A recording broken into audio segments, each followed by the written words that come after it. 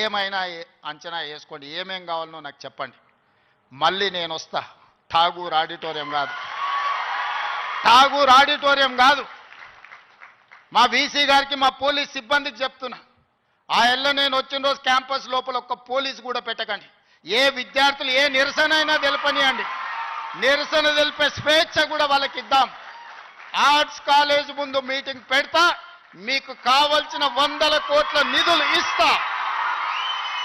మళ్ళీ meeting arts college దగ్గరనే, అక్కడ ఇక్కడ కాదు.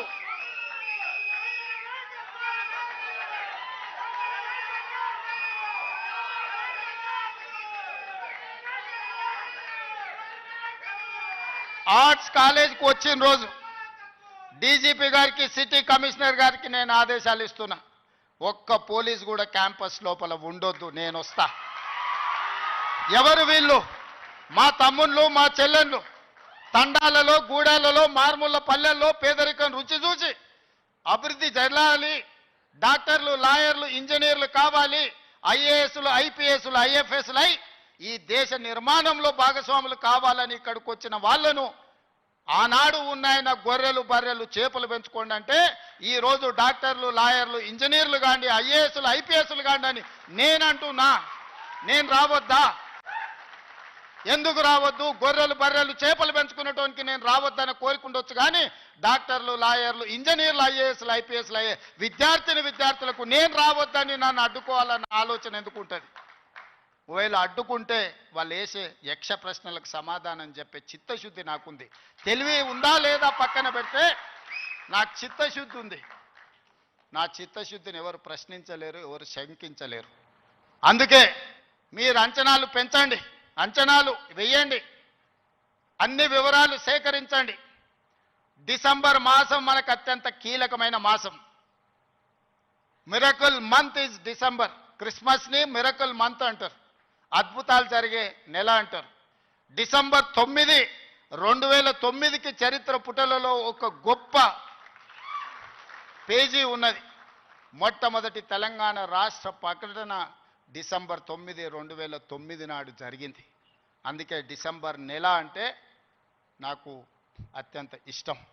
మళ్ళీ డిసెంబర్లో ఆర్ట్స్ కాలేజ్ దగ్గర మీటింగ్ పెట్టండి, నేను వస్తా. మీకేం కావాలో అక్కడికక్కడ అన్ని మంజూరు చేసి జీవో ఇచ్చిపోతా. మొత్తం లెక్క పెట్టండి, ఏం పనులు కావాలో నాకు చెప్పండి. అన్ని రిక్రూట్మెంట్స్తో సహా మీరు ప్రణాళికలు చేసుకోవాల్సింది. నేను మంజూరు చేసేదే నా బాధ్యత. పబ్లిక్ సర్వీస్ కమిషను ఆనాడు గ్రూప్ 1 పరీక్షా పత్రాలు జిరాక్స్ సెంటర్లలో పల్లి బఠానీల కింద అమ్ముకుంటే పబ్లిక్ సర్వీస్ కమిషన్ని ప్రక్షాళన చేసి కొత్తగా నియమించి పరీక్షలు నిర్వహించి దాదాపుగా 85% ఎస్సీ, ఎస్టీ, బీసీ మైనారిటీలు ఈరోజు సెలెక్ట్ అయ్యే పరిస్థితి ఉంటే కొంతమంది అడ్డుకోవాలని కోర్టుకెళ్ళి స్టే తీసుకొచ్చి సంవత్సరాల కొద్దీ 2011లో పబ్లిక్ సర్వీస్ కమిషన్ గ్రూప్ 1 పరీక్షలు జరిగితే 2025 వరకు మళ్ళీ పరీక్షలు జరగలేదు. 14-15 ఏళ్ల తర్వాత నేను పరీక్షలు నిర్వహిస్తే ఫలితాలను ప్రకటించకుండా అడ్డుకుంటారు. విద్యార్థులారా మీరు ఆలోచన చేయండి. 60,000 ప్రభుత్వ ఉద్యోగాలు ఒక్కొక్కరి తలలు లెక్కబెట్టి ఎల్బీ స్టేడియంలోనే వాళ్ళ కుటుంబాలు, వాళ్ళ తల్లిదండ్రులను పిలిచి నియామక పత్రాలు అందించి 60,000 ప్రభుత్వ ఉద్యోగ ఖాళీలను మొదటి సంవత్సరంలోనే భర్తీ చేసిన. విద్యను పెంచాలి, విద్యను పంచాలి అని 11,000 మంది టీచర్లను 55 రోజుల్లో నోటిఫికేషన్ ఇవ్వడమే కాదు, రిక్రూట్ చేసి నియామక పత్రాలు అందించిన తెలంగాణ రాష్ట్రంలో కొన్ని కారణాల వల్ల ఎస్సీ కేటగరైజేషన్, ఇతర అంశాల వల్ల రిక్రూట్మెంట్ను వాయిదా పెట్టినా ఈరోజు ఆ సమస్యను పరిష్కరించుకొని దాదాపుగా ఇంకో 40,000 ఉద్యోగాలను రాబోయే 6 నెలల నియామకాలు చేపట్టి 2.5 సంవత్సరాలు పూర్తి చేసుకునే లోపల 1,00,000 ఉద్యోగాలు భర్తీ చేయాలి ప్రభుత్వంలో అని ప్రయత్నం చేస్తున్నా. ఇతర దేశాలు, ఇతర రాష్ట్రాలు పర్యటించి పెట్టుబడులు తెచ్చి ప్రైవేట్లో దాదాపుగా 20 నెలల్లో 1,50,000 ఉద్యోగాలు ఈరోజు ప్రైవేటు రంగంలో మనం కల్పించినాం. ఈరోజు తెలంగాణ రాష్ట్రము అభివృద్ధి చెందిన రాష్ట్రంగా ఈరోజు వేగంగా ప్రయాణం చేస్తుంది. Self collection of revenue, law and order, policing ప్రతిదీ దేశంలోనే నెంబర్ 1 రాష్ట్రంగా ఈరోజు కేంద్ర ప్రభుత్వం గుర్తించింది. నేను చెప్పట్లేదు, కేంద్ర ప్రభుత్వం నివేదికలు చెప్తున్నాయి. శాంతి భద్రతలను కాపాడడం నుంచి మొదలు పెడితే ఈరోజు నిత్యావసర వస్తువుల ధరలను నియంత్రించడంలో ఇన్ఫ్లేషన్లో కూడా Telangana is lowest inflation state in the country 1.5. బయట రాష్ట్రాలకి జాతీయ స్థాయిలో 8% ఇన్ఫ్లేషన్ ఉంటే ఇతర రాష్ట్రాల 6-7% ఉంటే నిత్యావసర వస్తువులను నియంత్రించి 1.5% ఇన్ఫ్లేషన్ ఉన్న రాష్ట్రంగా తెలంగాణ మొట్టమొదటి స్థానాన్ని ఆక్రమించింది. ఎన్నడైనా ఆలోచన చేసిండ్రా? సన్న బియ్యం ప్రతి పేదవాడికి 3,10,00,000 మందికి ఈరోజు సన్న బియ్యం తింటున్నారంటే 60 రూపాయల కేజీ ఉన్న సన్న బియ్యం ఇవాళ 45 రూపాయలకే మార్కెట్లో దొరుకుతున్నాయి అంటే 3,10,00,000 మందికి ఈరోజు రాష్ట్ర ప్రభుత్వం సన్న బియ్యం ఇవ్వడం. రేషన్ కార్డు అడగాలంటే అదో అమెరికా వీసా లాగా ఉండే ఒకనాడు. ఇవాళ ప్రతి పేదవాడికి రేషన్ కార్డు ఇచ్చి ఇంటింటికి వెళ్ళి నీకు రేషన్ కార్డు కావాలన్నా తీసుకో అని చెప్పి ఈరోజు ఇస్తున్న ప్రభుత్వం మనది కాదా? ఈ ప్రభుత్వం ఉన్నదే మీకోసం. వీటిని అమలు చెయ్యాలి అంటే నియమ నిబంధనల ప్రకారం మనం పని చేయాలి. ఉద్యోగ నియామకాలు ఇవ్వాలి అంటే నేను నోటిఫికేషన్ ఇవ్వాలి. ప్రభుత్వ శాఖలలో ఖాళీలను తెచ్చుకోవాలి, రేషనలైజేషన్ చేయాలి, ఎక్కడెక్కడ ఖాళీలు ఉన్నాయో గుర్తించాలి. ఆ ఖాళీలను పబ్లిక్ సర్వీస్ కమిషన్కో, పోలీస్ కమిషన్కో, లేకపోతే మెడికల్ అండ్ హెల్త్ డిపార్ట్మెంట్ ద్వారానో ఈరోజు నియామకాలు చేపట్టడానికి ఒక ప్రాసెస్ ఉంది. ఆ ప్రాసెస్ ప్రకారం మనం ఈరోజు చేసుకుంటున్నాం. ఒకనాడు నోటిఫికేషన్ల కోసం మీరు ధర్నాలు నిరసనలు చేసేది.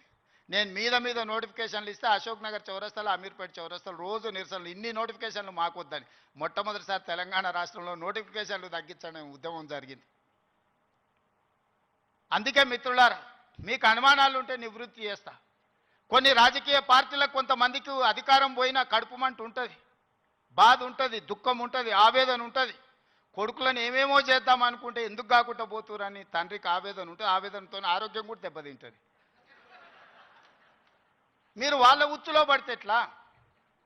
నేనెవరినే? మీరందరు కలిసి చేస్తేనే ముఖ్యమంత్రి అయినా కదా. నేను ఆకాశం నుంచి ఊడిపడ్డానా? అమెరికా నుంచి వచ్చినా? ఏ నుంచి వచ్చినా? నల్లమల్ల అడవుల నుంచి, కొండారెడ్డిపల్లి నుంచి వచ్చిన గా ప్రొఫెసర్ కాసింది మాది పక్క ఊరే. మీ ఊరు నుంచి, మీ దగ్గర నుంచి గవర్నమెంట్ స్కూల్లో చదివి మీతో పాటు 20 ఏళ్ళు ఉండి జడ్పీటీసీగా, ఎమ్మెల్సీగా, ఎమ్మెల్యేగా, ఎంపీగా 20 సంవత్సరాలు మీతో పాటు ఉండి, మీతో పాటు పెరిగి, మీతో పాటు మీరు ఆశీర్వదిస్తేనే ఈరోజు తెలంగాణ రాష్ట్రానికి ముఖ్యమంత్రి అయినా. చదువుకోవడానికి గుంటూరు పోలేదు, లేకపోతే పూనా పోలేదు, లేకపోతే అమెరికా పోలే. నేను చదివింది ఇక్కడనే, పెరిగింది ఇక్కడనే, ఎన్నికైంది ఇక్కడనే. మా తాతలు ముత్తాతలు ఎవరు పెద్ద పెద్ద పదవులలో లేరు. మా నాయన పేరు చెప్పి నేను ఇక్కడికి రాలేదు. కష్టపడి మీరు ఆశీర్వదిస్తే ఇక్కడికి వచ్చిన. చెట్టు పేరు చెప్పి చింతకాయలు అమ్మదలుచుకోలేదు నేను. కొంతమంది చెట్టు పేరు చెప్పి అమ్ముకునే ప్రయత్నం చేస్తారు. అట్లాంటి వాళ్ళని చూస్తున్నాం. వాళ్ళకి బాధ ఉంది, దుఃఖం ఉంది, కోపం ఉంది. ఎందుకంటే ఉన్న పదంగా ఒక రైతు బిడ్డ ముఖ్యమంత్రి అయితే ఎట్లా? దొరల చేతులు ఉండాల్సిన పెత్తనం పేదోళ్ళ చేతులకు పోతే ఎట్లా అని వాళ్ళకి ఆవేదన ఉంటుంది. అర్థం చేసుకోవచ్చు వాళ్ళ ఆవేదన ఏందో.